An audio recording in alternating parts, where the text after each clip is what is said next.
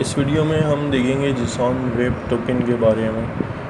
Web APIs में authentication के लिए JSON वेब टोकन का इस्तेमाल किया जाता है, क्योंकि यहाँ पे सेशन वगैरह तो होते नहीं हैं। किसी भी web token JSON web token में दो चीज़ें होती हैं। एक होता है कि आप साइन करते हैं, यानी उसे टोकन प्रोवाइड करते हैं, और दूसरा होता है कि आप टोकन को वेरीफाई करते हैं। अच्छा, साइन करने के लिए और वेरीफाई करने के लिए Node.js के अंदर एक पैकेज मौजूद है जिसको हम इंस्टॉल कर लेते हैं JSON वेब टोकन के नाम से। इसको इंस्टॉल करते हैं और ये इंस्टॉल हो गया। इसको अपने प्रोग्राम में इंपोर्ट करते हैं। let JWT is equal to और required JSON web token. Widely use होता है PHP में भी, Node.js में भी, ASP.NET में भी JSON वेब टोकन। अच्छा, अब हमें साइन करने के लिए, क्योंकि टोकन प्रोवाइड करना है, एक हम पोस्ट की कॉल बनाते हैं API/टोकन के नाम से, और इसको पोस्ट में चेंज कर देते हैं। ठीक है, अब हमें एक ऑब्जेक्ट चाहिए जिसको हमें साइन करना है। लेट सपोज हम एक ऑब्जेक्ट ले लेते हैं, ठीक है, ID, और जो है हम नेम ले लेते हैं। ID हमें कहाँ से मिलेगी? हमें रिक्वेस्ट पैरामीटर बॉडी के अंदर ID पोस्ट होगी, और नेम भी हमें ऐसे ही मिल रहा होगा। इसके बाद हम करेंगे क्या, हम इसको साइन कर देंगे JWT, जो कि हमें टोकन रिटर्न करेगा डॉट साइन।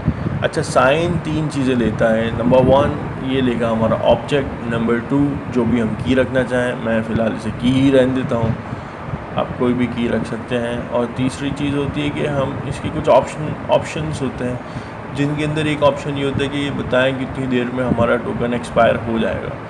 तो हम इस ऑप्शन के अंदर ले लेते हैं, लेट सपोज 2 आवर बहुत ज़्यादा हो जाएगा, 2 मिनट ले लेते हैं।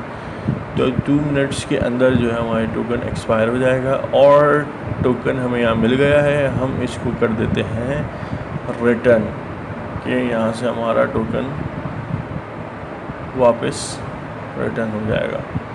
अच्छा, दूसरी चीज़ हमारे पास है वेरीफाई। अच्छा, वेरीफाई करने के लिए क्या है कि हम टोकन को वेरीफाई करेंगे। हम जाते हैं, फॉर एग्जांपल हमारी जो कार की एक फ़ाइल है car.js, और इसके अंदर टोकन वेरिफिकेशन का हम कोड लिखते हैं।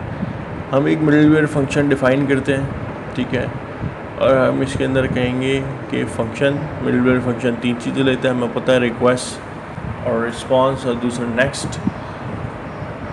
अच्छा, अब हम इसके अंदर एक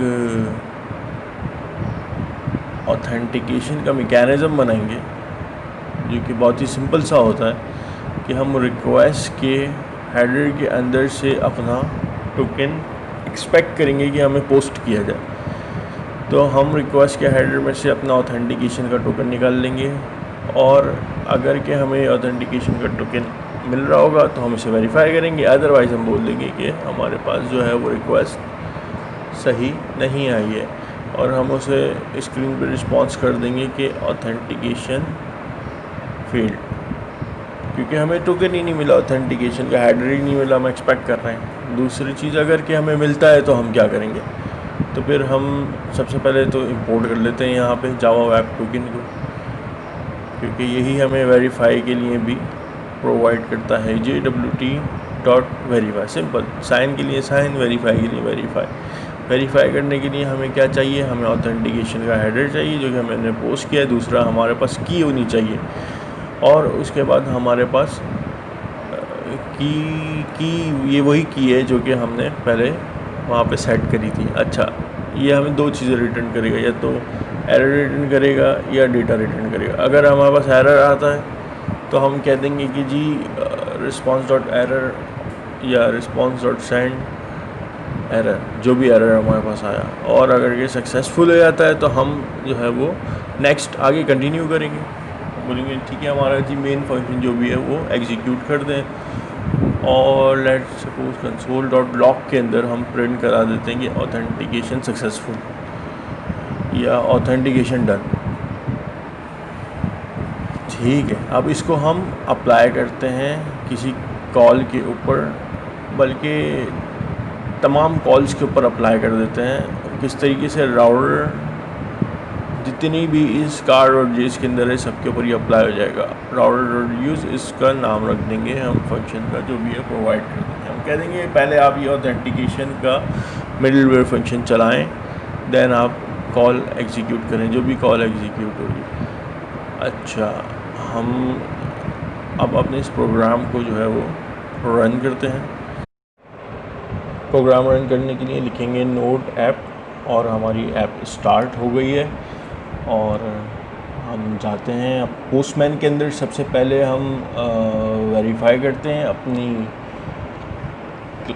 फंक्शन को एक्सेस करके, कॉल को एक्सेस करके ऑथेंटिकेशन फेल्ड एरर आ रहा है, यानी टोकन एक्सपेक्ट कर रहा है। तो अब हम टोकन गेट कर लेते हैं API/टोकन से, और इसके अंदर हमें बॉडी में दो चीज़ें चाहिए, ID और नेम, और हम इसको पोस्ट कर देंगे। हम इसे सेंड करते हैं और हमारे पास एरर आ रहा है। अच्छा, एरर क्यों आ रहा है? क्योंकि हमारा जेसन करेक्ट नहीं है, तो हम इसको करेक्ट जेसन प्रोवाइड करते हैं ID और नेम के साथ। ठीक है, अब इसने हमें टोकन रिटर्न कर दिया। इस टोकन को हम देंगे हमारी जो API की कॉल थी,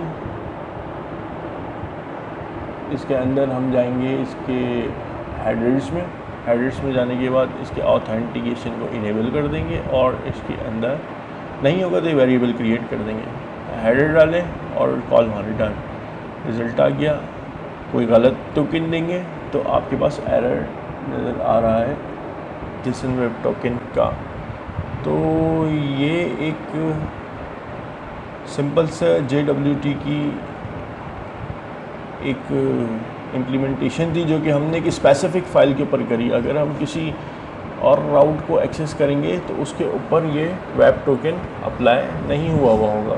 जैसे अभी हमने टोकन डिसेबल कर दिया है और हम अपनी एक /API/cars को एक्सेस कर रहे हैं, तो यहाँ पे हमें नज़र आ रहा है कि हमें टोकन एक्सपेक्ट कर रहा है। लेकिन अगर हम कलर को एक्सेस कर रहे हैं जिसके ऊपर हमने अभी नहीं लगाया है, तो वहाँ पर से हमें रिस्पॉन्स आ रहा है। तो अभी हमने इस टोकन को स्पेसिफिक फ़ाइल के ऊपर अप्लाई किया है। आप चाहें तो इसको पूरी की पूरी एप्लीकेशन के ऊपर अप्लाई कर सकते हैं app.js के अंदर जाके, और अगर स्पेसिफिक फ़ाइल पे करना चाहें तो आप ऐसे कर सकते हैं अप्लाई। तो यही थी वीडियो, और उम्मीद है आपको